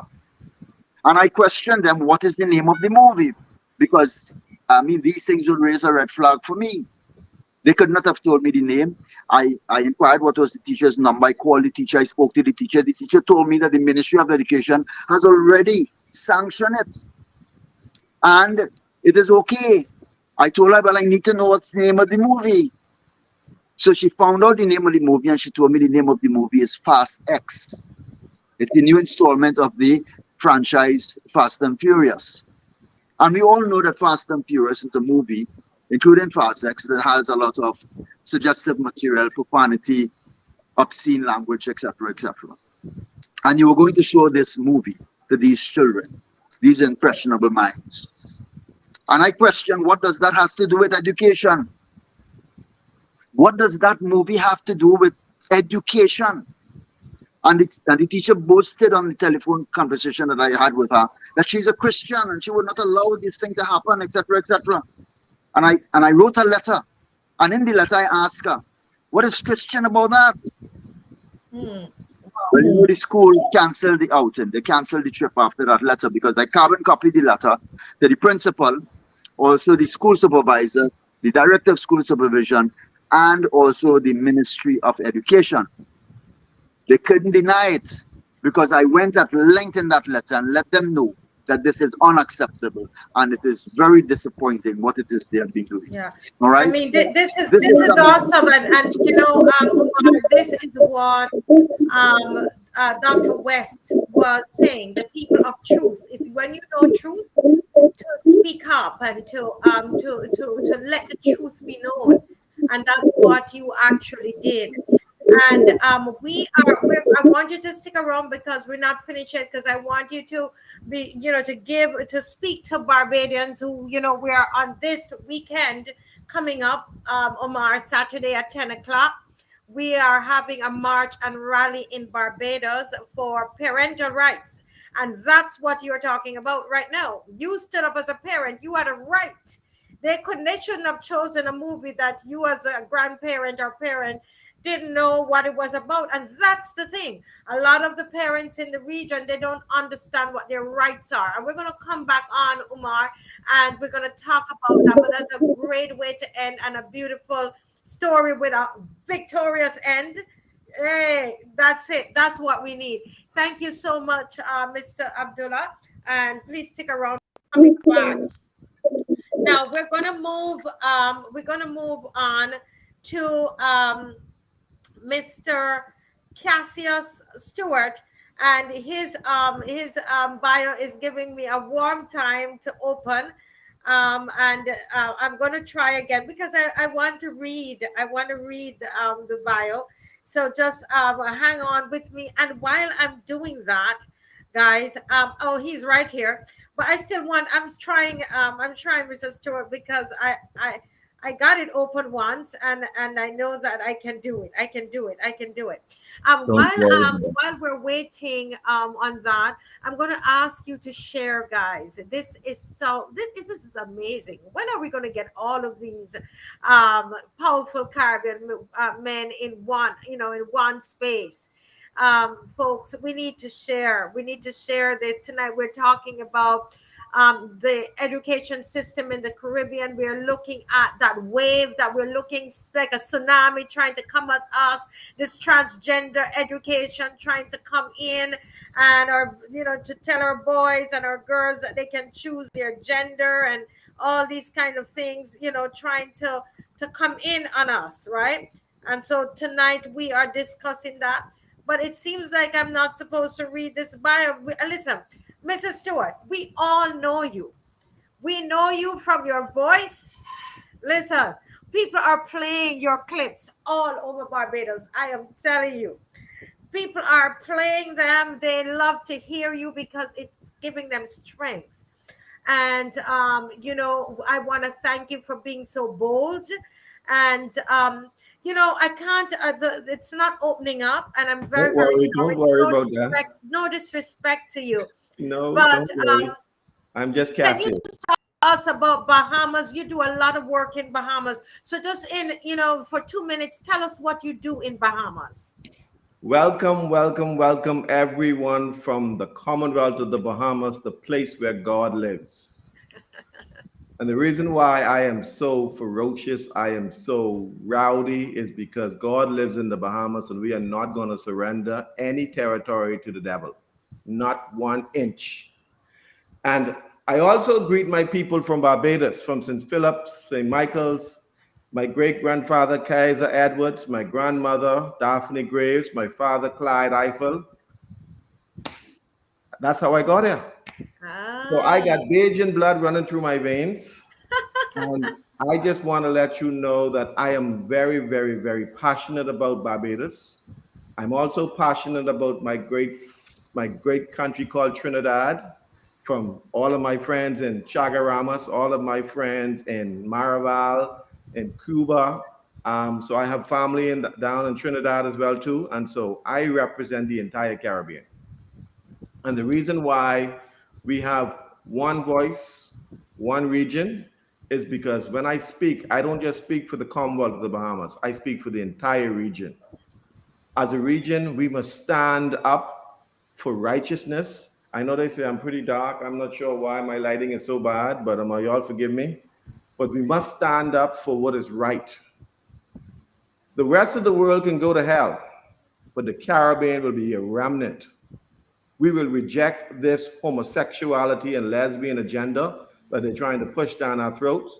That is why I'm saying to every Bajan, every Trinidadian, every St. Lucian, every Jamaican, throughout the Caribbean, from east, west, north, and south, we are saying no. We are saying no to that agenda. We will not swallow it, and we will not bow down to your idols. And this is the reason why I believe that from this meeting and from the meetings to come, we're going to set up a movement, a wave that will shake the entire Caribbean region, and we will send a message to all of the LGBT, whatever the hell the people's name is, them, that we will not indoctrinate our children. You will not have our children. See, one time ago, these countries were coming and they were asking for land and territory and markets. And now they're not interested in markets, they're not interested in territory. They want our little boys and they want our little girls. They want our boys to be girls. They want to put panties on our boys, and I will not let that happen. They want our girls to be boys, and I will not let that happen. Our girls in the Caribbean will grow up to be women and wives, and our boys will grow up to be sons and fathers and husbands. That's what we want. That is the very same thing that made us strong as a region, and that is the same thing that will keep us for the next 100 years in the Caribbean region. We must stand up, Caribbean. We must not let them indoctrinate us. One time ago, we used to be their colonies. One time ago, we used to be their territory. Now we are independent. Not only independent in our territories, but independent in our thinking. This month, in the Commonwealth of the Bahamas, the United States government flew what we call the LGBT flag, and they're hosting Pride Month all over the country. I sent a letter to the U.S. Congress asking them to put an end to that, because we will not stand up for your indoctrination. Today, the Vice President of the United States came to the Bahamas, and she specifically said to somebody who was planted on the tarmac, who is a transvestite, she is here to support them. I thought you were coming to talk about climate change and talk about how do we deal with all the guns. So hold a minute, Mr. Stuart, because I saw that clip. Actually, we have that clip. I don't know if Mr. Francis can put up the clip. It's a clip from Bahamas as a video clip, but I didn't know what was happening. So she was telling the transvestite, we're here to support you. Exactly. Wow, and we got it on clip. And so I'm here to tell her that, listen, if the fellow won't be a transvestite, that on him. That will not be a part of our school curriculum. That will not be a part of our national agenda. A man and a man will never get married in the Commonwealth of the Bahamas. If they introduce that in any school in the Commonwealth of the Bahamas, there will be no schools. We will shut down every school in this country if they try to indoctrinate our children. And I told the Minister of Education, I told the Bahamas Union of Teachers President, and I told the Prime Minister, if you're all bad, you all try that. There will be no schools in the Bahamas. There will be nothing. And in fact, if they decide to create legislation, there will be no parliament. There will be none, because the people of the Bahamas will rise up and we will take back the power that we gave them. We will not subjugate our value system on the altar of Baal. We will not do that. And so we stand up, and we're asking the Caribbean to stand up. We're asking the Caribbean from the Bahamas in the north to Barbados and Trinidad in the south, stand up against this unrighteousness. America and Canada has become the seat of Satan. Yes, the seat of Satan. But the Caribbean will not be the footstool. No way, no way. We will not be the footstool of Satan. The Vice President, again, greeting people at LPIA earlier today. And someone said, hi, Vice President, etc. And here's what she said. Cassius, after that, we're going to talk. Take a look. Hello, how are you? Fine, thank you, ma'am. It's good to be with you. Thank you for the warm welcome. Literally, right? Literally a warm welcome. Hello. How are you doing? Fine, thank you. All right. We're here to support you. You know that, right? Okay. Thank you. Hello. Kamala Harris, she got to stand before God herself. Her knee must bow herself. Wow. Yeah, I mean, I could literally hear her say, we're here to support you, to the transvestite. You know that is what she said. And oh my goodness. And but yet still they're saying that she's here to talk about the summit, about the climate change, I'm sorry. And all of these different things, but now look at that, we can clearly see that. But Mrs. Stuart, you're talking really strong, and it's really empowering listening to you, to be honest. But one could ask the question: what are we going to do in the Caribbean if we decide that we do not want this? What are we going to do with all of the grants and the aid and all the money that we get from the WHO and the UN and IDB? What's going to happen? How are we going to survive? We could talk big, but how are we going to survive? Listen. There was three fellas. They were Caribbean fellas. One was from Barbados, one was from Trinidad, one was from the Bahamas. They're called Shadrach, Meshach, and Abednego. The same problem hit them. What are you going to do if you bow down? How are you going to survive? You know what they said? The God in who we trust will keep us. But even if he don't, if he allow us to die, we will not bow down to your idol Nebuchadnezzar. And I told that to the vice president. You can keep your money. If we got to eat the grass, let's eat the grass. But we will not bow down to Baal. We will not sacrifice our children on the altar of Baal for a couple of dollars. Caribbean people, we are better than that. We know how to eat sugar cane. We know how to grow our own peas. We could grow our own garden. We don't need that garbage anyway from the north. We got to stand up. And if they come at you, we got to say, listen, keep your aid. We don't need your aid. If we got to scrum, let's do that. But we have to stand up for our principles. We are not slaves anymore. We are not your colonies anymore. We are not under your dictates anymore. We are a sovereign nation. We are a sovereign people. But we keep hiring or electing these weak leaders who keep bowing down to these colonial masters. And now we are subject to this. I want to remind the Caribbean people one thing. Homosexuals in every jurisdiction, that's fine. They can be homosexuals. But the minute we decide to legislate homosexuality, God judges the entire nation. If they want to be homosexuals, God will judge them. But the minute it becomes law, God judges the entire nation. That is why in the Bahamas, that will not be law. There will be no parliament if they try to make that law in the Bahamas. And I want the same energy in Trinidad, in St. Lucia, in Guyana, in Grenada, throughout the region. We will stand up against this indoctrination.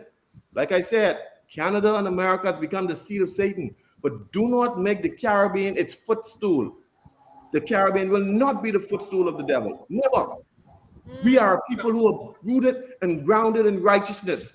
And like I told her, when you come, don't fly no other flag other than the flag of the state or the flag of righteousness. That's what we fly in the Caribbean. We fly the flag of righteousness in the Bahamas. And I want Barbados to fly the same flag, Jamaica to fly the same flag. I want Trinidad to fly the same flag. We stand up for what we believe is right. And we reject any of this nonsense. They come with these fancy words for gender dysphoria. I don't call it gender dysphoria. I call it gender schizophrenia. Because if you look down and know that you have a penis and you think that's a vagina, you're schizophrenic. You're crazy. There's no other way to play around with these people. They are crazy. They are mentally insane. And they want to take our children. You cannot have our children. We're not going to surrender our children. No retreat, no surrender. We fight. So, Mr. Stewart, what do we do? You know, I'm listening to you and I'm so inspired listening to you. But a big question, we have a few minutes before Dr. Ferdinand comes on. What do we do as a region? What are we going to do? What do you see? What are the steps? What steps are you taking in Bahamas? What we have done is we've formed an organization called Protect the Children International. And it's an international organization because we want the entire Caribbean to be a part of that. Now, mindful, we have organizations in New York and throughout the United States who's already joined up and want to be a part of what we're doing. And so we're asking the region, let's join forces as one voice. That when we speak, we don't just speak for the Bahamas, we speak for the entire region. And so when there is a need for us to do anything as it relates to children, this transgender, the whole region will come to that aid. And so there are a lot of people who, like George Soros, who've been funding. There are a lot of people who are righteous who wants to fund us, who wants to help us. And so I'm encouraging Barbados, I'm encouraging you all to be a part of Protect the Children so that we can speak with one voice. We want to have a rally. And interesting, I talked to Umar, that the goal was to have a rally, one rally in the Caribbean on the same day in all Caribbean countries. And so that we're going to do for sure. But we want to make sure that that comes under the umbrella of one organization. We have to speak the same language. One region, one voice. One region, one voice. And that's where we need to go. But we have to show them that, listen, we are not prepared to surrender our children. That is the only thing we have. That is the future of Agents. That is the future of Trinities. That is the future of Bahamians. The future of our nation is in our children. And they want our children, but that ain't gonna happen. And so let us join forces as one. And we're gonna show them that, listen, under this one organization called Protect the Children, we will fight in Grenada, we will fight in Aruba, we will fight in Curacao, we will fight in Borneo, we will fight throughout the region, and we will stand up for righteousness. That's what it's all about. We will not retreat and we will not surrender. Oh my goodness. Listen, I'm so just I tell people this is going to keep going up and up and up and up. And I have to say to you, Mr. Stewart, I am so I'm here in Barbados and I'm getting that fire from you and that encouragement. Anybody else getting that encouragement from Mr. Stewart? Listen, guys, you need to share this live. Share this live within your countries. That we needed to, and this islands wide rally. I like that. One band, one sound, one beat, all over the world. Oh, I like that. One band, one sound, one beat, all One over voice, the one region. region. That is One us. voice. That is us. That is us. And as I listen to you talk, I remember Dr. Miles Monroe, who's one such a great leader that came from your country. God rest his soul. And he always say God lives in Bahamas. That's my And you father. guys are keeping up that tradition. People are saying Mhm. I'm with you 100, all of 100%. So this is our first attempt at coming together, and we need to find a way to support you on the 24th. Yes. There is also another group in Barbados, Family Faith Fellowship, and they are having another rally. That this is an education rally that's going to happen on I believe it's on the 17th. We will let you know exactly when it's going on, so you can pray about it or find ways that if they go live you can connect with it as well. But guys, this is so beautiful. I'm going to ask you, sir, to hang around, please, because we've got to come and we're gonna bring you all back in one space and just really go at it. Guys, have your questions ready, and we're gonna hear from them again. All right. Thank you so very much, Mr. Cassius Stuart. Wasn't that awesome, guys? Oh my Lord, I just feel like I could take on the world. I feel. Listen, are you all sharing though? Are you sharing? I don't even know how many persons really watching. Folks, are you sharing this live? You've got to share the live. It's a new thing that we're doing, and you are going to make it happen, right? You make it happen. You've got to share. You've got to let people know that this is happening and this is awesome. They're having their summit there in Bahamas with Kamala Harris, and she's promising the transvestite and telling the transvestite, "Oh, we got you. We're here to, we're here to help you, right?" She says to him, we're here to help you, right?" Right? That's her mission, and it's cushioned in this climate change thing. Isn't that something else? And all of our leaders are over there with her in the Bahamas. Well, we're going to have the Reverend Dr. Nicholls. What's wrong with me? We call him Pastor Nicholls, right? But the Reverend Dr. Ferdinand Nicholls is coming on shortly, and he's an ordained minister with the Pentecostal Assemblies of the West Indies with over 40 years of Christian ministry and administrative management. He's a senior pastor of House of Freedom Barbados, Freedom Ministries Barbados, the founder and chairman of JFG International Ministries Barbados. Is appointed international governor and peace ambassador for the Academy of the Universal Global Peace USA. And he's the overseer of the House of Freedom Ministers in Tanzania, Africa, comprising of 40 assemblies. Wow, over 70 pastoral leaders and a Bible school, the African Training Bible School, training over 400 pastors with a network of churches in Malawi, Zimbabwe, Zambia, Burundi, Rwanda, and the Congo, DRC. He has spoken in numerous religious and business forums, locally, regionally, and internationally, as a motivational speaker, preacher, and soloist. Listen, let me tell you, this man could sing. And I mean, there are just so many things that he is involved in. He's married to Julia for over 41 years. Parents of 3 children, Teresa, Ryan, and Daniel, and grandparents of 6 grandchildren, Jaden, Joshua, Jonathan, Jordan, Tiana, and Leilani. Oh my goodness. And I'm so glad I read that last part because his bio is so long. But we've read that last part of His Excellency. He's also His Excellency Dr. Ferdinand Nicholls. And let me say that we are privileged to have him as one of our speakers as well at the rallies right here in Barbados.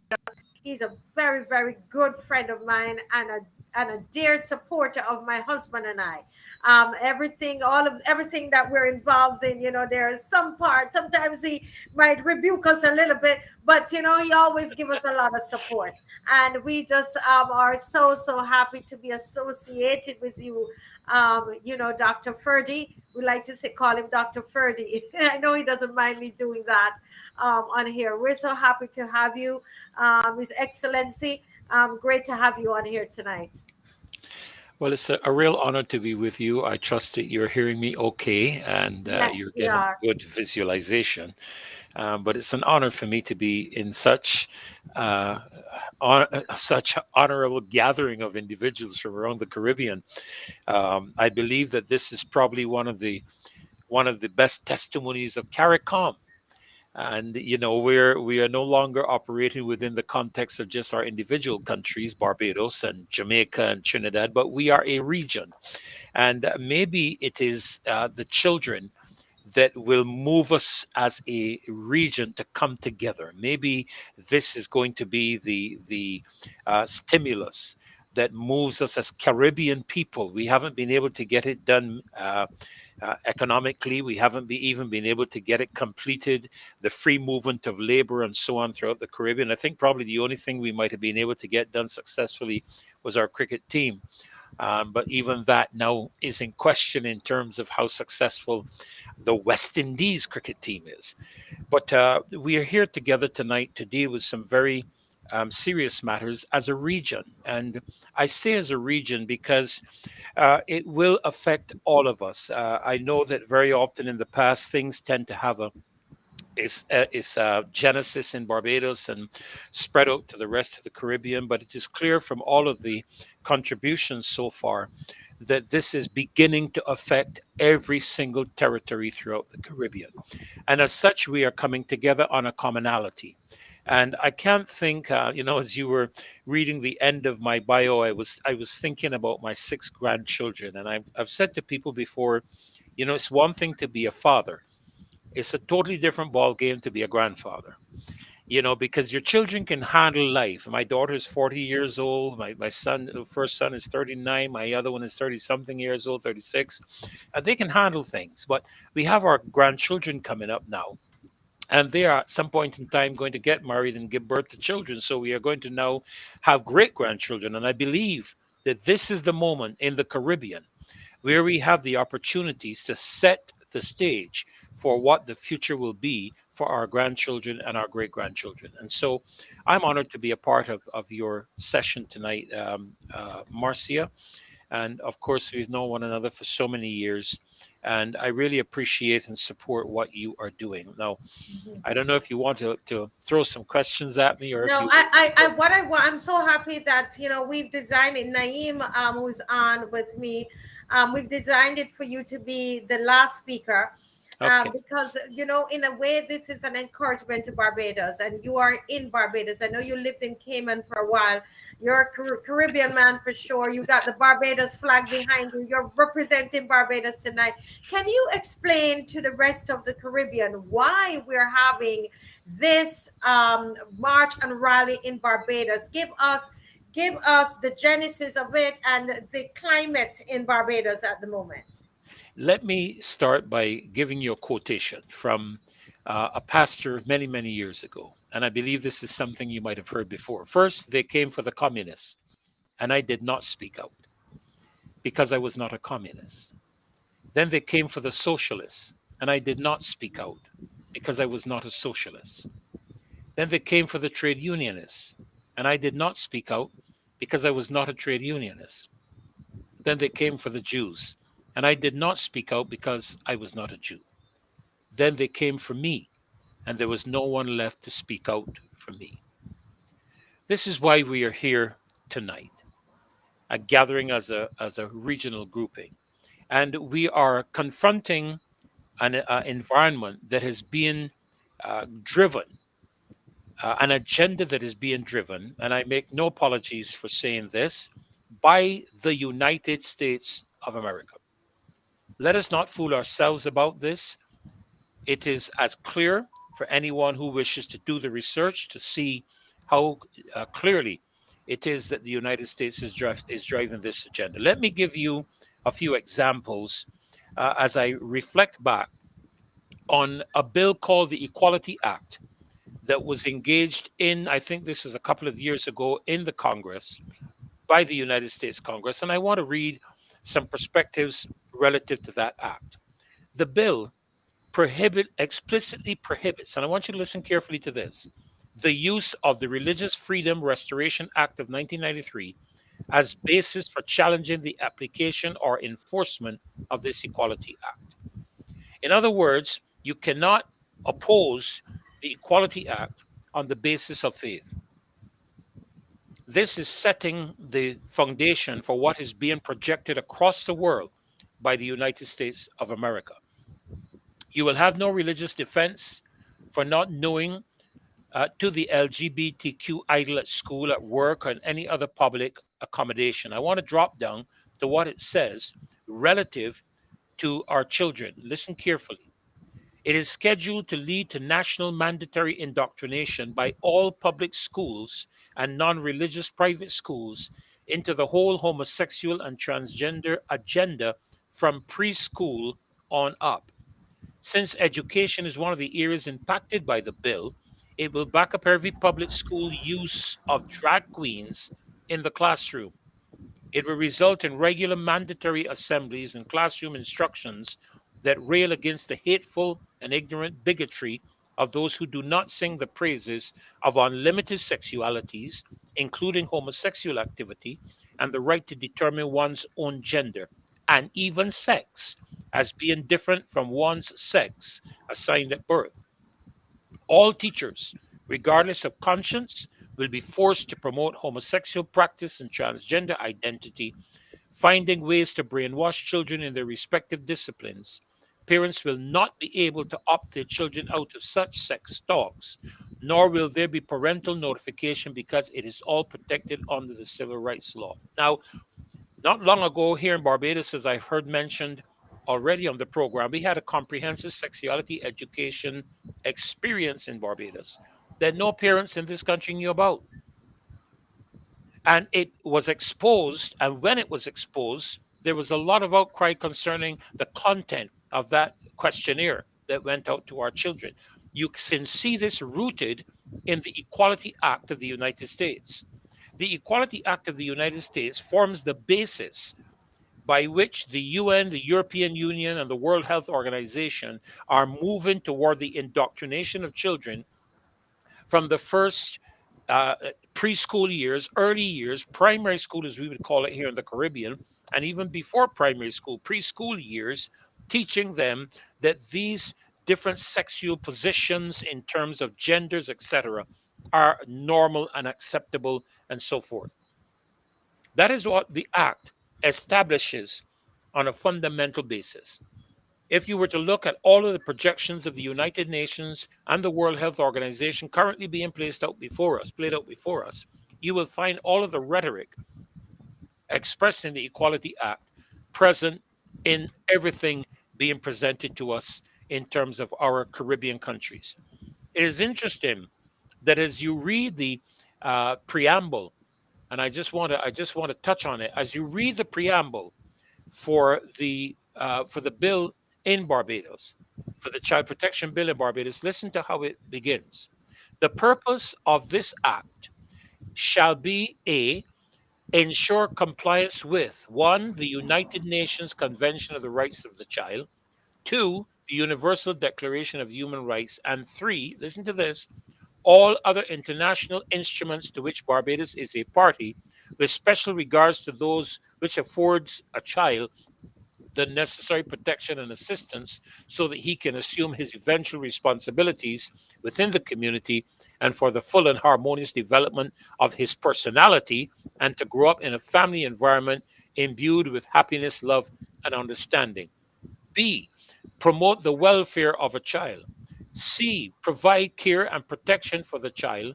D, protect the child from abuse and neglect. Now, listen to this one.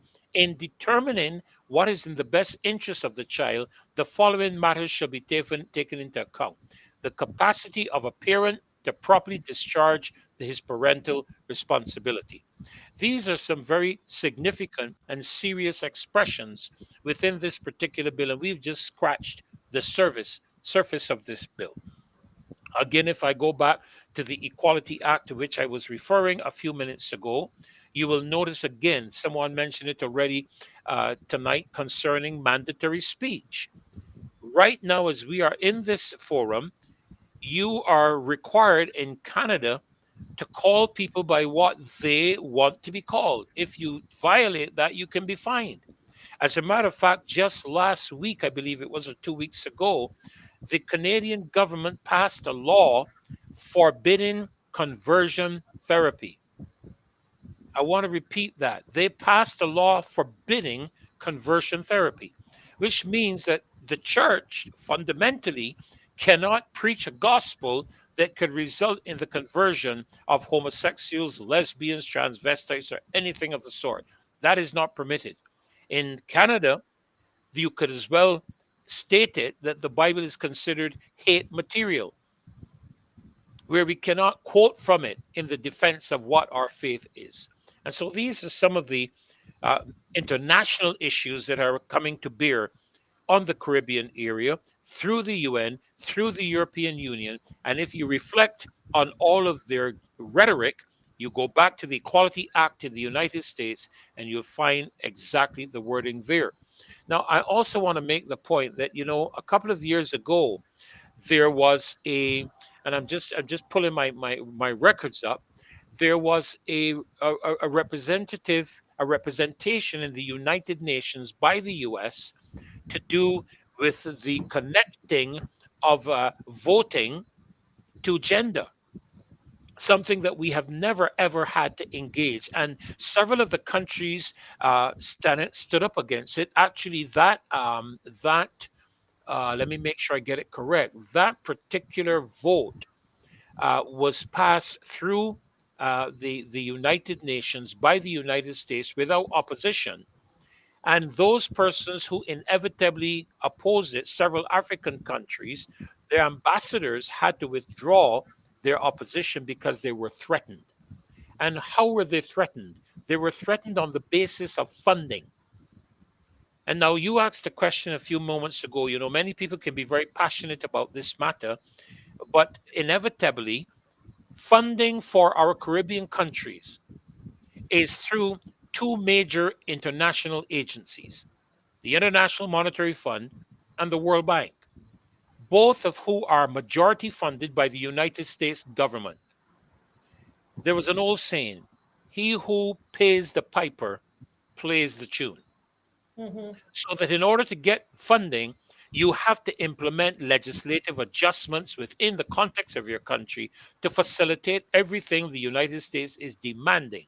Mm-hmm. That is why Kamala Harris can say what she said on the tarmac today, because I have no doubt that in a backroom discussion with the Prime Minister of Bahamas, a threat was made to him, which he may not necessarily come forth and speak. That threat may not have been expressed as clearly as a threat, but it could have easily gone the same way Kamala Harris spoke to the president of Uganda when she spoke in Africa a couple of weeks ago. And maybe it is time for the Caribbean to take a leaf out of the book of Africa and fundamentally tell the United States to go fly a kite. Now, you raised a question concerning, okay, we have all of the passion, we have all of the excitement, and we have all of the evidences and so forth. But what are we going to do? If my mind serves me correctly, about a month or so ago, there was a CARICOM meeting. I can't remember which country it was in, but an African bank made available to the CARICOM region 1.5 billion US dollars of funding. An African bank did that. Now, I want to put to us in the Caribbean that the richest continent in the planet is Africa. As a matter of fact, if you do your research, you will discover that a major portion of millionaires live in Africa and not in other parts of the world. And so, if we don't want to do business and do funding with the United States and with the World Bank and International Monetary Fund, technically we don't need to. Recently, there was a combination of several countries which have come together to do their trade and financing without the United States, a grouping called BRICS, BRICS. What does it stand for? Brazil, Russia, India, China, and South Africa. And they are funding, they've come together to do their own funding. They're doing trade without the US dollar. This is putting the US dollar under significant pressure. They're doing economic trade. They're doing trade, barter trading between their own countries using their own currencies. This is what is occurring right now. And African countries are jumping and getting on board. Why? Because they have seen the United States, in a real sense, rape Africa, take the wealth of Africa out, and put nothing back into Africa of substance. And so Africa is waking up. And maybe the Caribbean needs to wake up and understand that we have alternative sources of funding available to us as Caribbean countries. On a personal level, I happen to know that there are thousands of philanthropic donors available in the world who will not deal with governments, but they're looking for private sector and non-governmental organizations, humanitarian organizations to pour funding into their countries. And they have expressed it that way because they have seen that very often governments are corrupt. And they're corrupt for the same reason that one of your speakers spoke about a few moments ago, in which he referenced a man by the name of George Soros, who is Hungarian and persona non grata in Hungary. Now, he's Hungarian. Why has his own country dismissed him as being a part of their country? You have to ask yourself that as a serious question. The Open Society Foundation, the gentleman that spoke earlier on your program, is funding the University of the West Indies here in Barbados. The person who runs the Open Society is George Soros. And so we can see the agenda being set. The World Economic Forum spoke publicly about the shift in the educational child perspectives as a part of the World Economic Forum policy. These are things that are before us, and that as a region, we must take a stand. And I will say this to you. In the past, America has been successful in dividing the region and ruling, because our little territories cannot sustain resistance against the United States on our own. But when we come together as a region, we can stand up and say no. And the United States is getting very concerned, even if they don't say so, because the presence in the Caribbean right now of China and China's funding of many aspects in the Caribbean. Jamaica is familiar with the funding of China. Barbados is familiar with the funding of China. Guyana has woken up her oil reserves and has created a significant economic prosperity level potential for her country. So there's a real sense in which America is beginning to lose its grip upon the Caribbean. And if there's ever a time that Caribbean countries have an opportunity to stand up together and make a decision clear and say, no, not in this region, that time is now. Yeah. Wow, that is powerful presentation, Reverend Dr. Ferdinand Nicholls. And there's something that you said. You said many things, but this alternative funding for the Caribbean, seeking to connect more with Africa. I think that's a powerful point that you have made.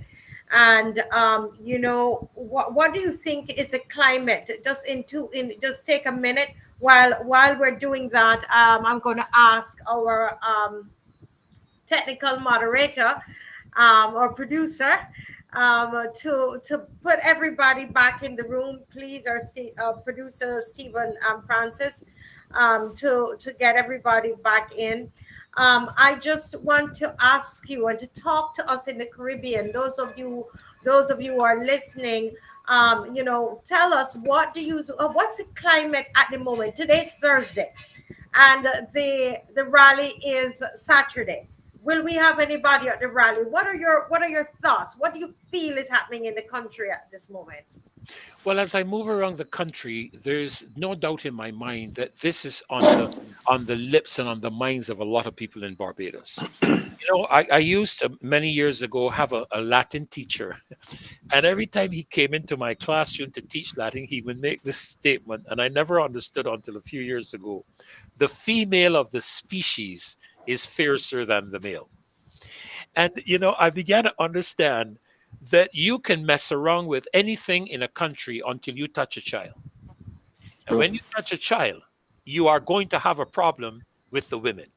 Yep. And when you have a problem with the women, you are going to have a problem with their men. Yeah.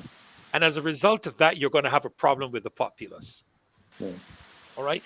And that is why I believe that, there's a quotation, and I appreciate all of the contributions so much. And gentlemen, it's a real pleasure for me, a real honor for me to share with such auspicious gentlemen this platform. But there was a statement made by a gentleman many years ago, and he said this: it would be better for a millstone to be hung around your neck and you be thrown into the sea, Yeah, and to corrupt. than to offend one of these little children. Absolutely. Now, I heard mentioned tonight about Lot. I heard mentioned tonight about the judgment of God on different things. But I want to suggest to you that it is nothing compared to what he's going to do with anybody who messes with a child. Amen. From the horse's mouth. It came straight from the horse's mouth. Amen. It did not come from an apostle. It did not come from a prophet. It came straight from the horse's mouth. It would be better a millstone be put around your neck and you be dropped into the ocean than to offend one of these little children. And it is on that basis, I believe, that we're beginning to feel a sense, and I feel it, it's almost like an underground. I don't know what you're feeling in the Bahamas or what you're feeling in Trinidad or Jamaica. It's almost like an underground swell growing. It's almost like a volcano that is boiling on the inside. And just like we saw happen to, I think, Putin, not Putin, the U.S. President, a volcano, I think I have the name right, I stand to be corrected, just 50 miles south of Mexico City a couple of days ago, it blew. Sooner or later, the people of the Caribbean are going to blow. Yeah. They are going to say to the political leaders, enough is enough. Enough is enough. Well, thank you so much. Doctor, thank you so much, Dr. Nicholls. Because of time, we're going to because we want to end off in the next 15 minutes. But I was hoping, I don't know if the moderators are going to be able to get some of those questions. People had questions there. If we'll be able to get some of those questions. But I want everybody here to really think about at least one final comment that you're going to make, just in case you don't have any questions. And I want you to really speak to Barbados. In Barbados here, there's something Dr. Ferdinand didn't say, but as a Jamaican living here, I'm going to bring it up. Barbados are very passionate people. People say, oh, they're so passive. They're not passive. I think what has happened is that at the moment, right now in this country, there is a real, there is a fear of victimization. We live our community, our country, Mr. West and Mr. Stewart and Mr. Abdullah, is very small, very, very small. And we have a government with 30 all seats.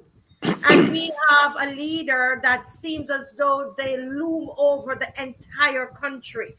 And people are scared of losing their jobs. They're scared of victimization. And I have to say it because it is true. People tell me all the time, be careful. Are you worried? this might happen to you for speaking. They're really worried.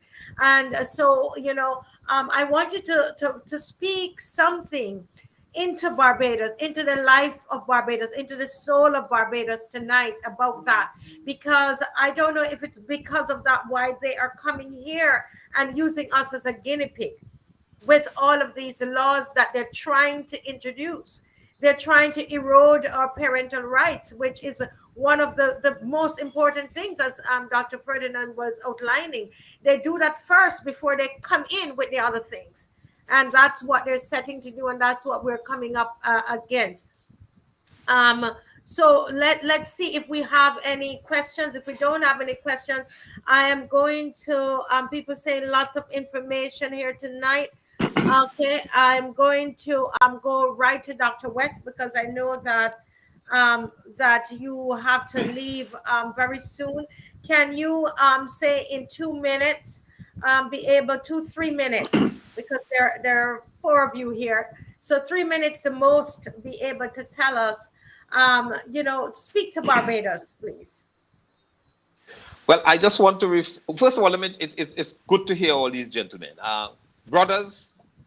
It's a pleasure to be here with you guys. I just want to.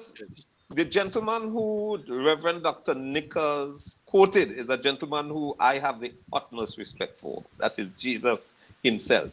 And I would like to tell the church, to remind the church, that Revelations 21 verse 8 says that the fearful will not enter the kingdom of God. We must be aware of that. The gospel that we have to preach is not a gospel that protects the body. We must be willing to be witnesses unto death. And we must not be fearful, because the fearful will not enter the kingdom of God.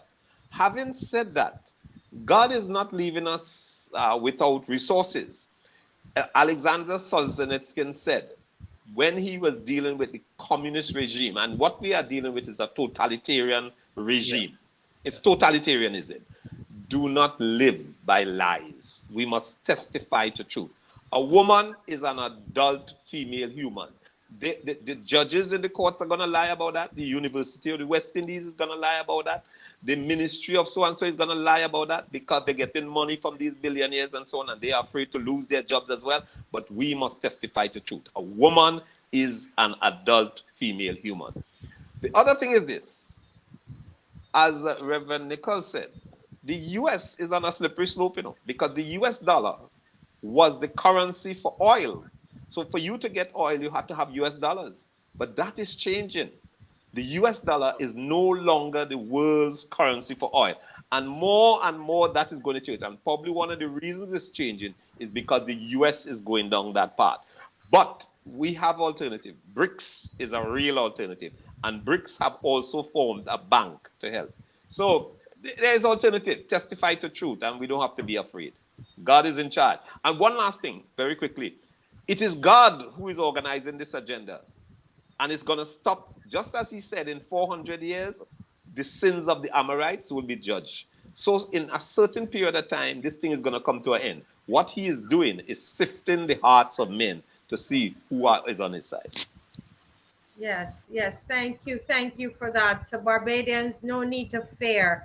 God is leading it, and I know our Muslim brother can attest to that.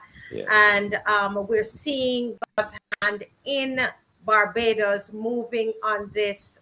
With this, we're seeing it daily. Umar, you talked about as a parent, a grandparent, you were speaking about you having to speak directly to the principal of your school. What can you say to Barbadians about parental rights? How important is that? Well, Marcia, the parents need to be more observant. They need to be attentive when it comes to their children. The Prophet of Islam once said, every child is born on fitrah. It's the Arabic term that was used. The meaning of which says, every child is born straight. They're either a boy or a girl. They're born on a straight path of righteousness. and sincerity, honesty, integrity. It is the parents that change them what they've become. The parents. The parents have a huge responsibility to stand as a shield in front of their children, to protect their children, to protect their youth, their honesty, their purity. And if the parents do not do that, we're going to lose them. We have been clamoring, we have been talking about it, and we've been warning parents about it in Trinidad. It's sad to say, up until now, and I'm sure you're getting that sense in Barbados, you're not comfortable with the response that's coming from the parents.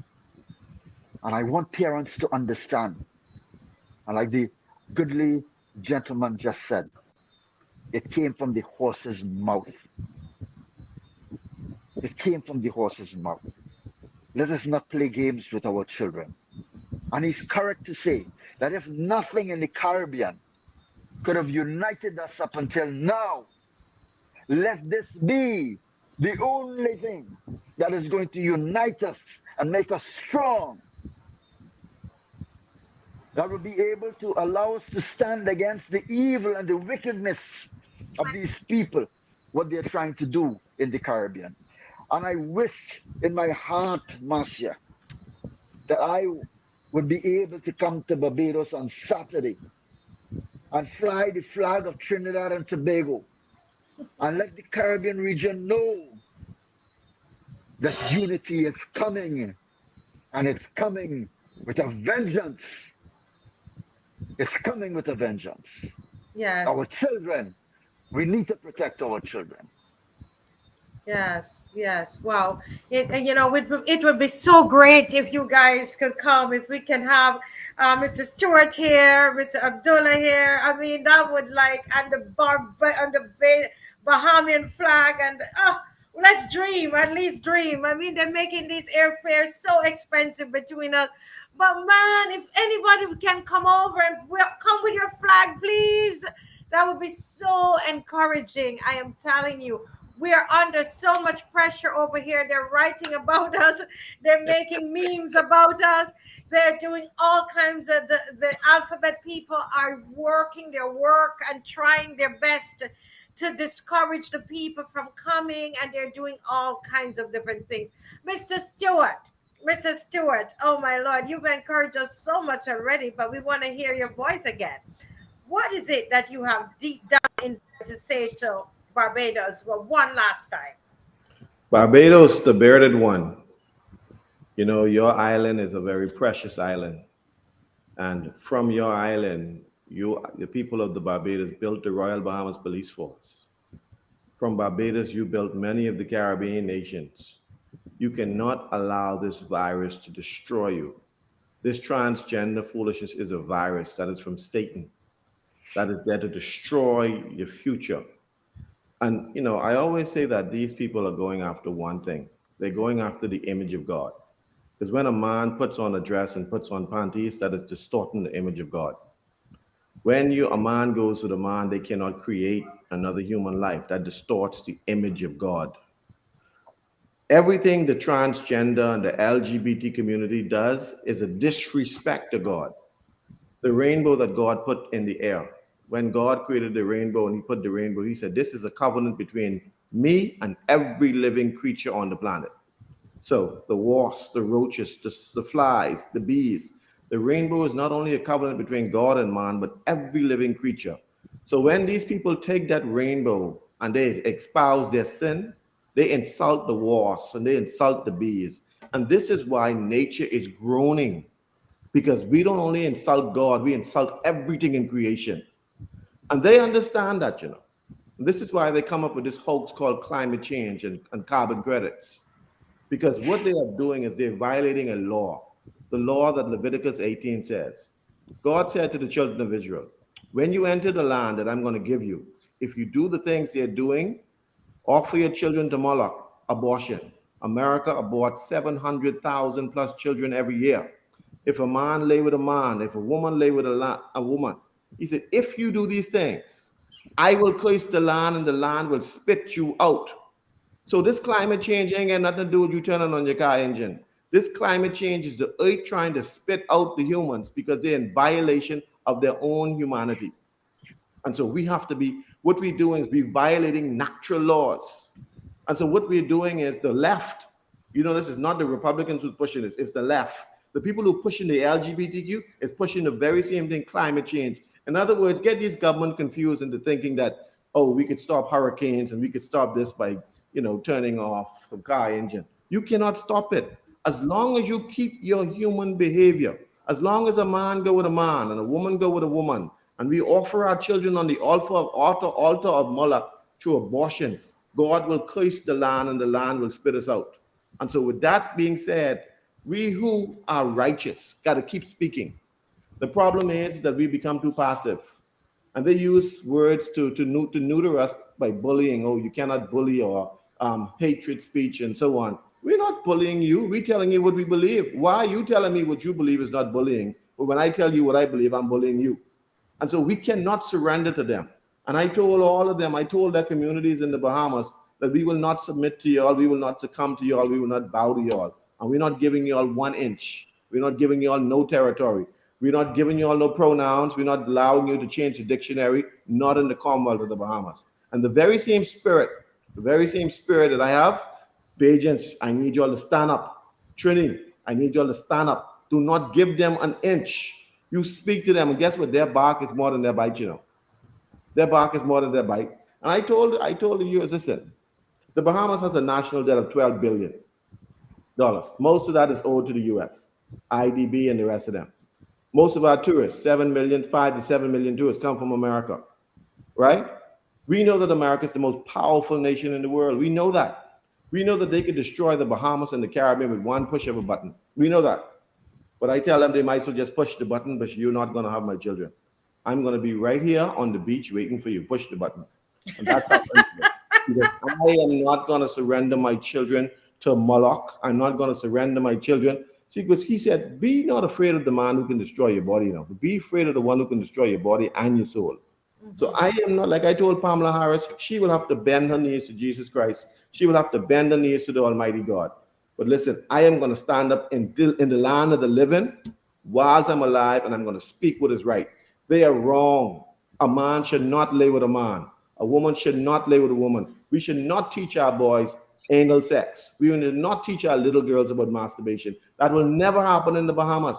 And I told you, and I want you all to understand in Barbados, do not let that happen in Barbados. That is detestable. And the minute you embrace that type of teaching, God will judge you and God will condemn your country. Do not let that happen. Stand up for what is right. Fight that evil. Fight that injustice. I'm going to leave this. The Caribbean, let's speak with one voice, one region. America and Canada is the seat of the devil, but the Caribbean will not be its footstool. Amen. The Caribbean will not be its footstool, and that's where we end tonight. Reverend Nicholls, what you're saying to those that are coming out? What do you have to say? You have 1 minute? Well, what I have to say is to come prepared. This is a war. Come prepared for battle. We are not going to be violent in our protests. We are going to be emphatic. We are going to be clear. There's a saying, the only thing needed for evil men to triumph is for good men to remain silent. And we are not going to be silent. You will hear our voices. And it is often said by politicians, the voice of the people is the voice of God. Let them hear the voice of God on Saturday.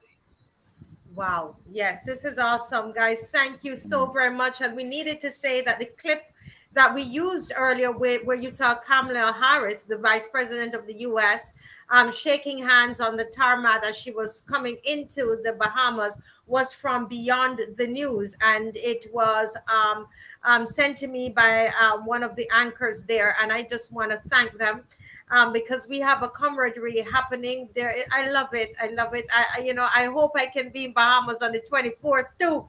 To be there with you all, We want all you all to come. If you can come, we're going to try and see. And you come for Saturday. Come for Saturday. I will be in Barbados. I will be in Barbados in August. I will be there in August for a week. Oh, really? So Yes. let's know more about that, because even on this Sunday I didn't get to say this, but we have the march and the rally the Saturday, and on the Sunday, the Watch Out My Children is having a training where there is a lawyer from Trinidad, Rebecca Gavaya. She's presenting an alternative sex education program, which I think is important. So we're fighting in different ways. We have something called Gen Z Connect that we want to share with you guys. We would love to see Gen Z Connect in the Bahamas and in Trinidad, where we're bringing together young people and we are teaching them about gender, and we are teaching our own sex education based on, what we believe in. And the science that we grew up knowing. So that's something that we do, and we're creating a curriculum, and we want to be able to share that with you. So Wonderful. that's Gen Z Connect. We want Hello, dear. I am a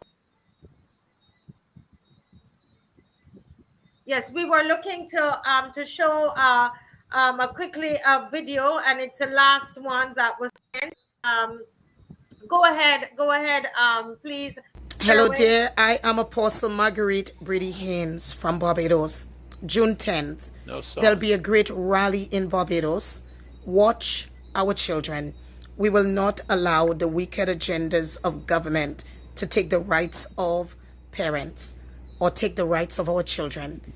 We will stand and fight.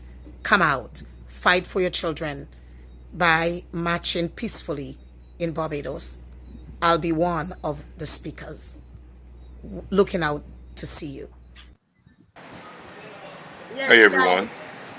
Watch Out My Children will be having a march on June the 10th, Saturday at 10 a.m. and it'll be starting from Kensington Oval and going to Independence Square. I'm asking everyone, those of you who have children, those of you who don't have children, those of you who are uncles, aunts, grandmothers, cousins, and you're interested in the future of our nation, to come out. Show your support and come out for the children, for our future. Let's be there. Yeah, so that's us there in Barbados. So let me just officially thank everyone for coming on. Let me thank Mr. Stuart, Mr. Abdullah, and Dr. Ferdinand Nicholls. Thank you for coming on, and I hope this will not be the last time we come together. In the next one, we need to have more Caribbean islands. We need to have Guyana on. There's a Mr. London, Nigel London, I believe, in Guyana, that's really pushing. And so, we need to bring everybody on and let this not be the last time. Let it not be the last time. Thank you, gentlemen. And thanks to our producer, Mr. Sherwin. And we want Dr. West as well, who is not here at the moment, but thank you, Dr. West. He had to leave for a meeting. And thanks to Reverend Lees, who was here earlier from the Bahamas. Thanks to Naeem from Trinidad and the First Wave Movement, who helped me to put this whole thing together. Umar, thanks to you and Naeem, and God bless you all, guys, and see you all in Barbados on Saturday. Come on over, man. Come on over, Cassius. We'll put you all up. Come on, right. Abdullah. I will be there on the 9th. I will be there on August 9th to the 15th. On August 9th. So we will plan around that. Okay, God great. bless you all. Yes. Bye-bye. Ting-a-ling-a-ling, school bell ring. Truth me I speak to teach the children. We ain't backing down low, we ain't moving, join the fight. Watch out my children, boom, yes, let me begin. Open your ear and start listening. I want all the powers that be hear this thing. We the people from right here in them, standing up for the rights now, we children. We ain't backing down, we ain't scared of them, join the fight. Show them which God we serving. It's time to unite to protect the children. Ting-a-ling-a-ling, school bell ring. Truth me I speak to teach the children. We ain't backing down low, we ain't moving, join the fight. Watch out my children.